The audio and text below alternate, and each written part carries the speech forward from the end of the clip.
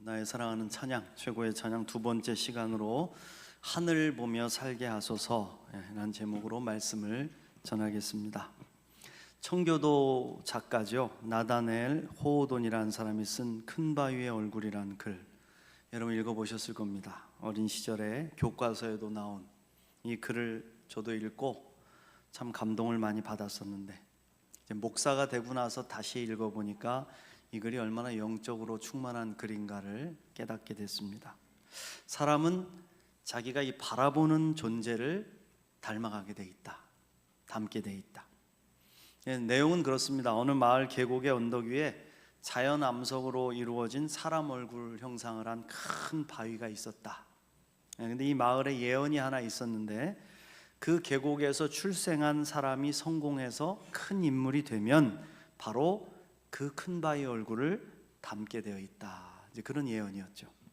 이 이야기의 주인공인 어네스트라는 사람이 어린 시절부터 앞산 언덕 위에 있는 큰 바위 얼굴을 항상 바라보면서 살았습니다. 그리고 소망이 있었죠. 언젠가는 내가 저 큰 바위 얼굴을 닮은 사람을 만나게 될 거야, 그런 사람을 만날 수 있을 거야 라는 소망을 가지고 살았습니다. 그 세월이 흘러서 그는 마을의 전도사가 되어가지고 사람들을 가르치기도 하고 평범하지만 최선을 다하는 삶을 살아가죠. 그리고 마침내 많은 사람들 앞에서 연설을 할 기회가 있었는데요, 한참 연설을 하고 있는 어네스트의 얼굴, 그 얼굴과 그의 등 뒤에서 보이는 큰 바위 얼굴이 이렇게 겹쳐지는 순간에 사람들이 소리를 치기 시작하죠. 보십시오, 보십시오, 어네스트가 큰 바위 얼굴을 똑 닮은 사람입니다. 바로 저 얼굴입니다. 어네스트는 그저 큰 바위 얼굴과 같은 훌륭한 사람을 언젠간 만나게 될 것이라는 동경과 겸손한 마음을 가지고 묵묵하게 살았을 뿐입니다. 그런데 세월이 흐르면서 그가 바라본 큰 바위 얼굴이 그의 삶에, 그의 얼굴의 흔적을 남기고 그 바위의 얼굴을 가장 닮은 사람이 되어 있었다. 그런 이야기죠. 여러분, 우리도 마찬가지입니다. 우리가 무엇을 바라보고 있는가, 누구를 바라보며 살아가고 있는가에 따라서 우리의 모습, 우리의 삶은 분명히 달라질 겁니다. 사랑하는 성도 여러분, 여러분은 지금 누구를 바라보며 살아가고 있습니까? 여러분이 가장 만나보고 싶은 분은 누구고 가장 닮고 싶은 사람은 누굽니까? 큐티 간증문 가운데 유명한 이야기인데요, 어머니의 예수님이란 글이 있어요. 저도 이걸 읽어본 적이 있는데, 한 여인이 있었습니다. 이 여인이 20대 초반에 일찍 결혼을 했습니다. 그리고 23세에 남편이 죽었습니다. 당시 임신을 하고 있었는데 이 여인은 유복자로 딸을 낳았죠. 요즘 세상이야 아이를 돌봐줄 곳을 찾아가지고 금방 뭐 이렇게 아기 맡기고 일도 하고 재혼도 했겠지만은 40년 전이었으니까 그 삶이 쉽지는 않았겠습니다. 청산가부가 된 이 여인이 혼자서 모든 희생을 감수하면서 자신의 딸을 위해서 헌신을 하죠. 시장에 나가서 좌판을 벌이기도 하고 또 남의 집에 식모살이를 하면서 딸을 길렀습니다. 덕분에 딸이 공부도 잘하고 유학까지 갔다 오게 돼서 대학 교수로 임용이 됐다 그래요. 무식한 어머니와 또 이 대학 교수 딸 사이에 뭐 말이 통할 리가 없겠죠. 평소 대화도 별로 못하는 이 딸이 막 짜증스러운 일이 있거나 어려운 일이 생기면 엄마한테 막 화를 내고 쏟아놓는 거죠. 그럴 때마다 어머니는 가슴을 열어서 다 그 딸의 사연을 받아들여 주는 것입니다. 그런데 시간이 흘러서 딸이 40이 넘게 되니까 그 대학의 전임 교수가 됐대요. 어느 정도 이제 안정된 생활을 하게 된 겁니다. 그러자 문득 어머니에 대한 감사의 정이 이제 솟아오른 겁니다.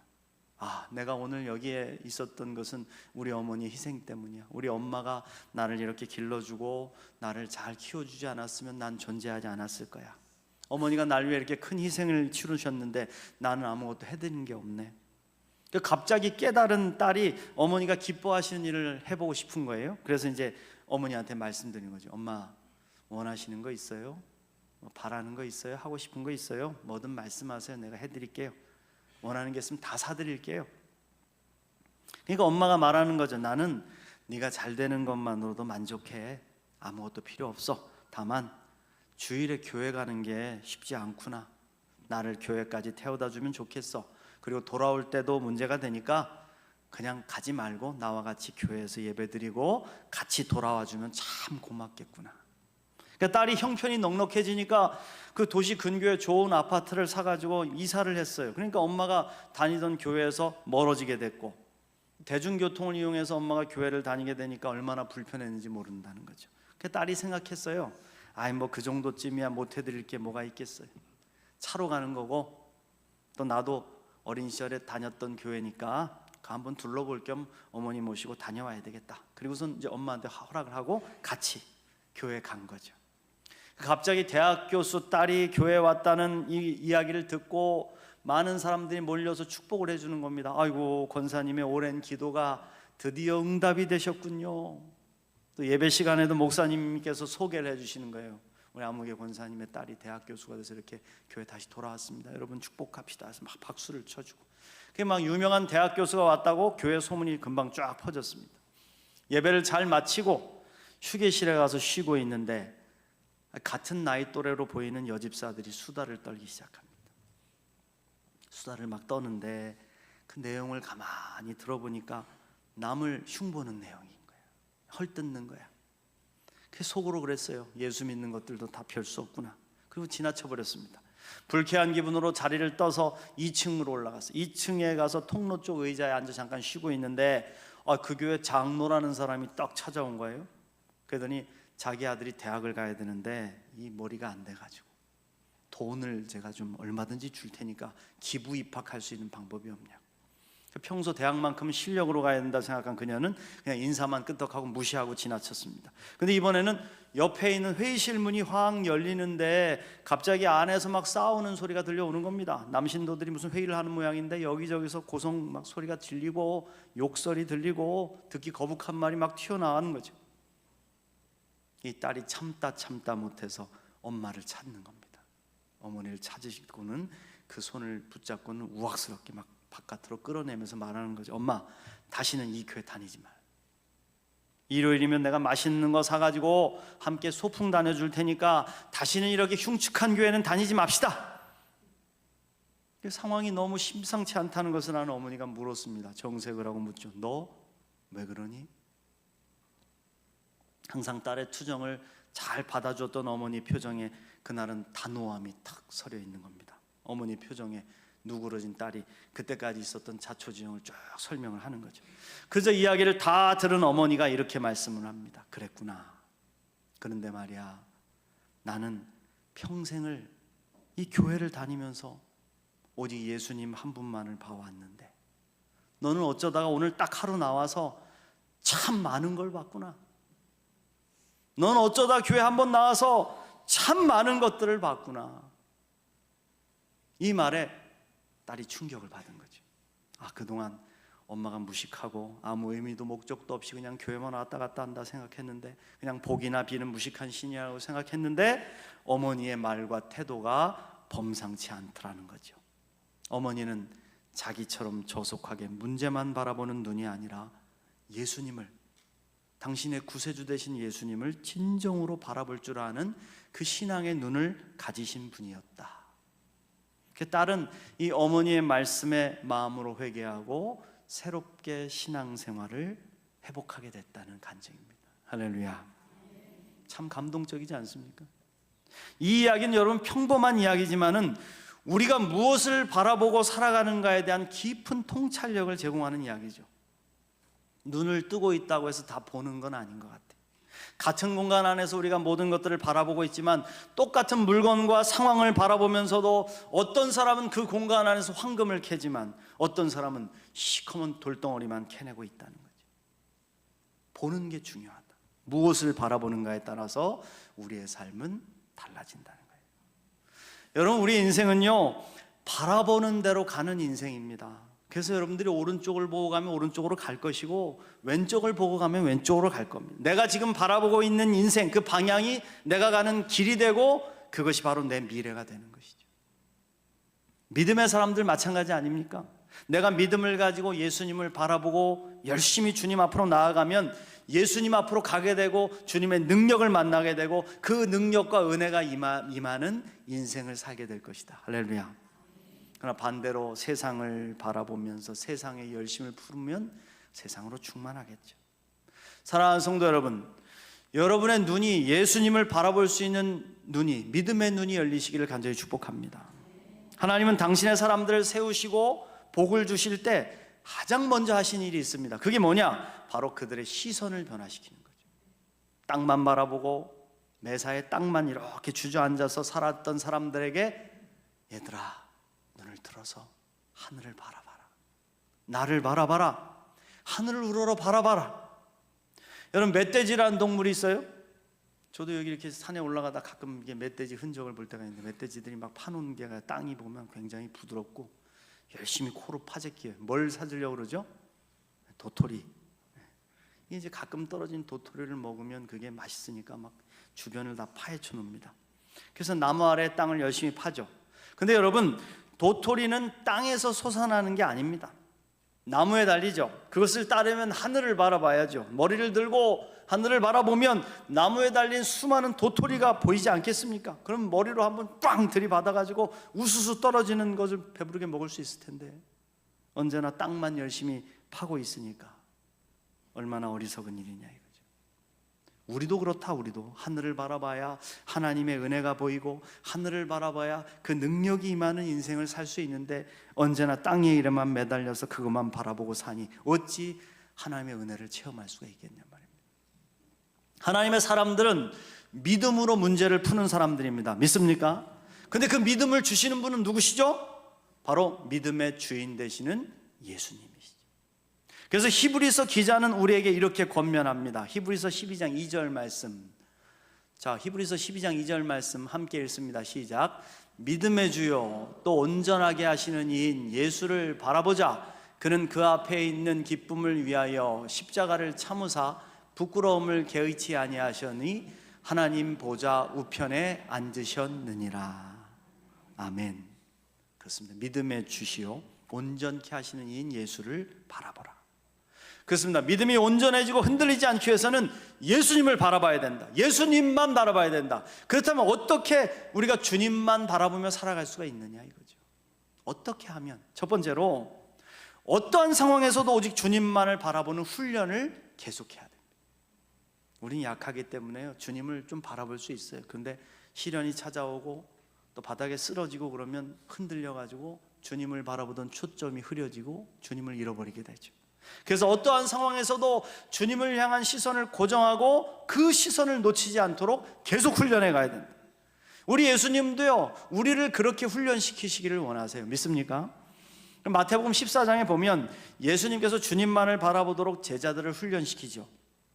제자들을 배에 태워가지고 먼저 앞서 보내십니다. 그리고 예수님은 뒤에 남아서 기도하시죠. 우리 제자들에게 주님만을 바라볼 수 있는, 어떠한 상황에서도 하늘을 바라보며 살아갈 수 있는 그러한 제자들이 되게 해주십시오. 기도하시고는 이제 제자들의 뒤를 따라갑니다. 근데 이제 배가 없으니까 어떻게 가셨어요? 무리를 걸어가시죠.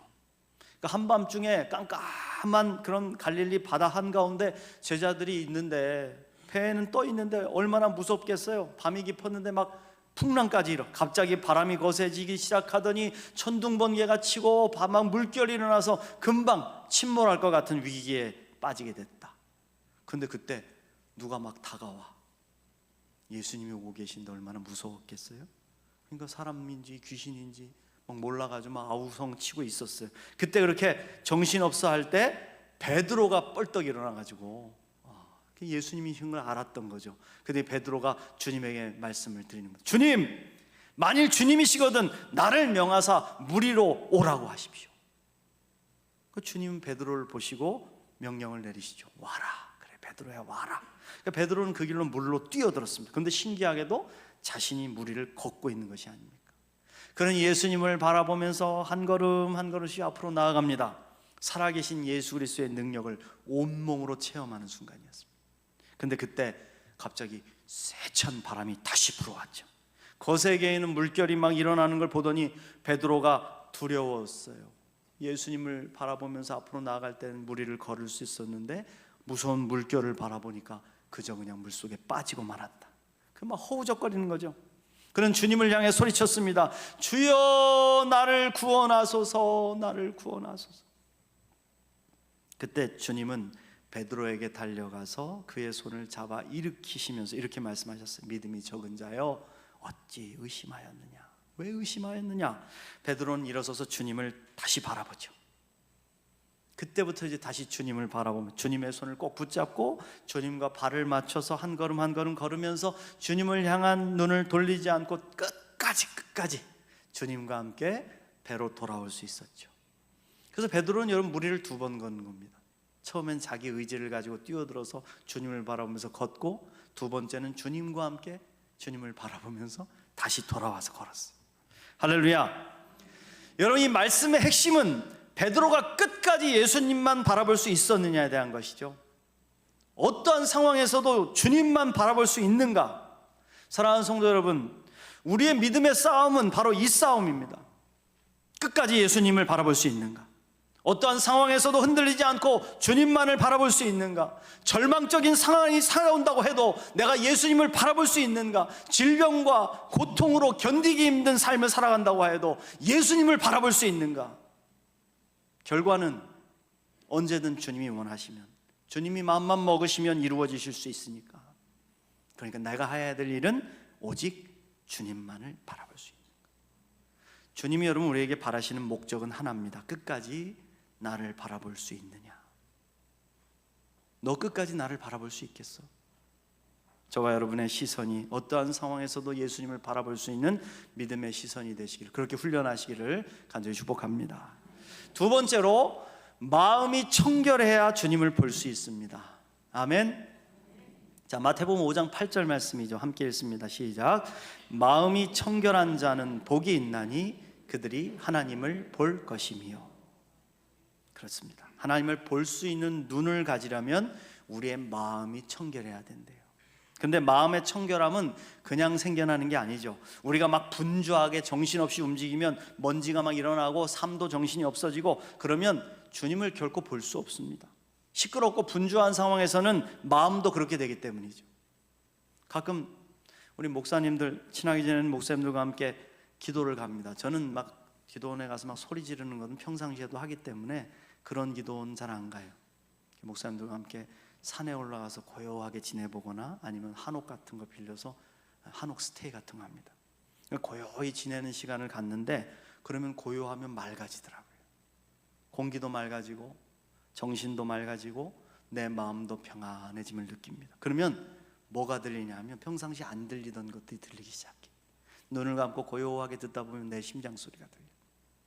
내 쿵쾅쿵쾅 움직이는 심장을 계속해서 뛰게 하시는 주님의 은혜가 느껴지고, 그리고 내 숨결이 들려옵니다.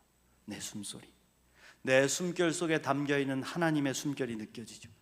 우리의 마음이 청결하게 되는 것도 마찬가지입니다. 시끄럽고 소란스러운 가운데서는 청결한 마음을 유지할 수가 없습니다. 그러므로 고요한 가운데 우리의 마음을 비워내고 하나님의 말씀을 조용하게 묵상하는 그 훈련을 계속해야 되는 거예요. 그 훈련이 여러분 필요한 겁니다. 조용히 눈을 감고 하나님께 집중하며 말씀하시는 하나님의 음성을 들을 때 우리의 눈을 흐리게 만들었던 세상의 먼지가 거쳐지고 맑아진 영혼 속에서 하나님을 볼 수 있는 것이죠. 그래서 우리가 하나님의 말씀을 묵상하는 큐티를 하는 겁니다. 큐티, quiet time의 약자죠. 고요하게 조용한 가운데 주님의 말씀을 묵상하는 시간, 그것을 큐티라고 합니다. 하나님의 말씀을 읽고 조용히 묵상하면서 하나님의 음성을 듣는 시간을 갖는 것, 하루에 특별한 시간을 정해서 그렇게 고요하게 말씀 속으로 들어가서 우리의 마음의 거울을 닦을 때 우리의 마음이 청결해지겠죠. 그때 비로소 주님의 음성이 들리기 시작하는 겁니다. 그리고 말씀 속에서 주님의 뜻을 보게 되는 겁니다. 사랑하는 성도 여러분, 말씀 안에 고요해지시기를 축복합니다. 그러면 마음이 청결해지고요, 그렇게 하나님을 만날 수가 있어. 하나님의 뜻을 깨달아 할 수가 있다. 이 놀라우신 은혜와 복을 누리는 저와 여러분 되시기를 간절히 축복합니다. 마지막으로요, 주님이 오시기를 잠잠히 신뢰하며 기다려야 된다. 여러분, 우리는 움직이고 뭔가를 막 해야지만 힘을 얻고 이룰 수 있다고 생각할 때가 많습니다. 저도 그랬습니다. 가만히 앉아 있으면 좀이 막 쑤시고 어느 순간에 막 답답해지면은 막 밖으로 나갔어요. 그러면 일어나서 뭔가를 막 해보려고 하죠. 풀도 뜯고 쓰레기도 줍고. 그 잠시 동안은 그것을 통해서 몸이 좀 풀리는 것 같은데 자꾸 하면 할수록 힘이 생기는 게 아니라 오히려 힘이 빠져 탈진하게 됐어요. 지치더라고요. 그래서 저는 나이를 먹어가면서 삶의 태도를 조금씩 바꿔보려고 노력하고 있습니다. 내가 평상시에 움직이는 속도보다 조금 느리게 움직여보자. 조금 느리게 걸어보자. 내가 평상시에 음식을 먹는 속도보다 조금 느리게 먹어보자. 자꾸 느리게 힘을 좀 빼보고. 예전에는 새벽기도 알람이 딱 울리면 저는 1초도 안 기다립니다. 휙 꺼버리고 덤블링 하듯이 났어요. 팍 일어나가지고 화장실에 가서 씻고 나와가지고 바로 새벽기도 나왔습니다. 근데 이제는 그렇게 하면 죽을 것 같더라고요. 잠시 눈을 먼저 이렇게 뜨고선 몸을 깨우는 일을 해요. 이렇게 몸을 두드려서 쓰다듬어 주고, 그리고 옆굴리기 합니다. 옆으로 이렇게 굴러가지고 손으로 잡고 상체를 먼저 일으키고, 그리고 일어나 앉았다가 화장실로 가는 거예요. 양치질 할 때도 마찬가지죠. 막 마음이 팍팍팍팍팍 닦으면 막 시원할 것 같은데, 그럼 막 잇몸도 아프고 붓는 것 같아요. 빨리 끝내고 싶은데 이제 저 천천히 정성스럽게 닦으려고 노력합니다. 그러면 훨씬 개운하고 이빨도 덜 아프더라고요. 머리를 감을 때도 속초를 늦춰봤습니다. 그랬더니 기분도 편안해지고 머리의 이물질감도 더 사라지는 거예요. 그렇습니다. 우리는 분주하고 막 빠르게 움직이는 사람을 보면 막 에너지가 넘친다고 하고 힘이 있다고 말하죠. 에너자이저라고 그럽니다. 그런데 실상은 그렇지 않습니다.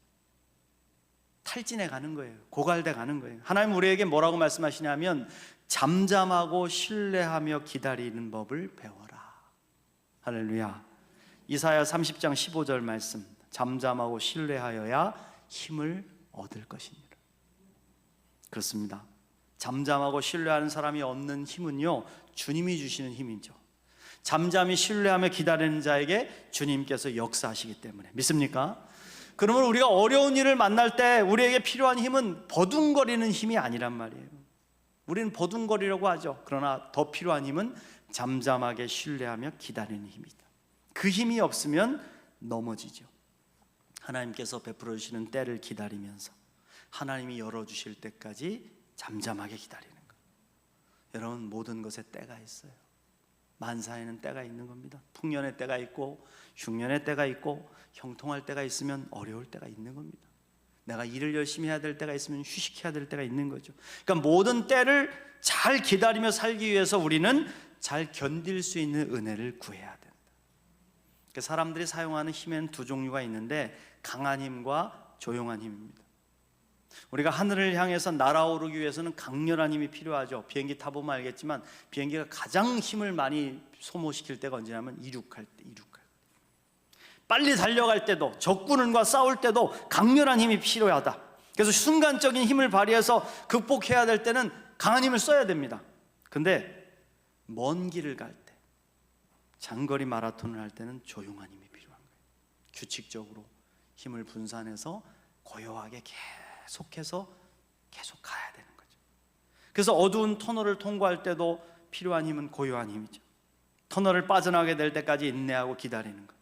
그래서 제가 생존 수영을 가르치는 선생님하고 대화를 나눴는데 그걸 가르쳐 주시더라고요. 우리가 생존 수영하는데 가장 기본은 잠잠히 구조대가 올 때까지 기다리는 겁니다. 버둥거리고 막 힘을 빼면 살기 힘듭니다. 모든 것을 맡기고 숨을 쉴 수 있는 가장 최소한의 에너지만 사용해서 끝까지 기다리는 것. 바로 고요하게 기다리는 힘이 있어야 된다. 그럼 이 고요한 힘, 인내하며 기다리는 힘은 어디서부터 오는 걸까요? 고요한 힘은요, 우리 마음을 잠잠히 할 때 생겨나는 거예요. 근데 잠잠히 기다릴 수 있는 힘은 어디서 오냐? 신뢰에서 오는 겁니다. 신뢰. 믿을 때. 신뢰가 없는 사람은 잠잠할 수 없어요. 여러분, 비행기를 타고 여행을 해보셨겠죠? 여행해 보시면 알겠지만 목적지가 있어요. 그 목적지까지 비행기가 도착할 때까지는 잠잠히 기다릴 수밖에 없어요. 방법이 있습니까? 뛰어내리실 거예요? 우리가 잠잠하게 기다릴 수 있는 이유는 비행기를 조종하는 조종사를 신뢰하기 때문에 우리는 안전하게 목적지까지 데려다 줄 거라고 믿고 기다리는 거예요. 이 신뢰가 없다면 그런 분들이 있잖아요. 막 문을 열어 제끼고 난리를 치다가 경찰한테 제압당해가지고 끌려가는 사람들, 고난을 당하는 거죠. 우리 인생의 어두운 터널을 통과할 때도 우리는 우리를 선한 길로 인도하시는 하나님을 신뢰하고 기다릴 수 있어야 된다. 여러분, 인생을 하나님을 신뢰하며 잠잠히 기다렸던 사람, 대표적인 인물이 있는데 바로 다윗 왕이죠. 다윗은 왕으로 선택을 받았지만 왕위에 오르기까지 수많은 고난을 참여했습니다. 사울왕의 박해와 죽을 위기를 수도 없이 넘기면서도 다윗은 그저 잠잠히 기다렸습니다. 마음의 동요가 일어나고 갈등이 생길 때도 다윗은 하늘을 바라보며 기도했습니다. 그래서 오늘 우리가 읽은 시편 62편 1절부터 2절 말씀이 나오는 거예요. 함께 읽어볼까요? 다시. 자, 시작. 나의 영혼이 잠잠히 하나님만 바라며 나의 구원이 그에게서 나는도다. 오직 저만 나의 반석이요 나의 구원이시요 나의 산성이시니 내가 크게 요동치 아니하리로다. 할렐루야. 그렇습니다. 이러한 다윗의 믿음을 주님께서 기뻐하셨고 그의 일생에 동행하시며 놀라운 복을 주신 줄로 믿습니다. 사랑하는 성도 여러분, 하늘을 바라보며 살아가시기를 축복합니다. 오직 예수 그리스도 우리의 구주 되시는 주님만을 바라보는 믿음의 눈이 열리시기를 축복합니다. 어떠한 상황에서도 주님을 기다리고 신뢰하면서 주님께서 주시는 놀라운 지혜를 얻으시기를 축복합니다.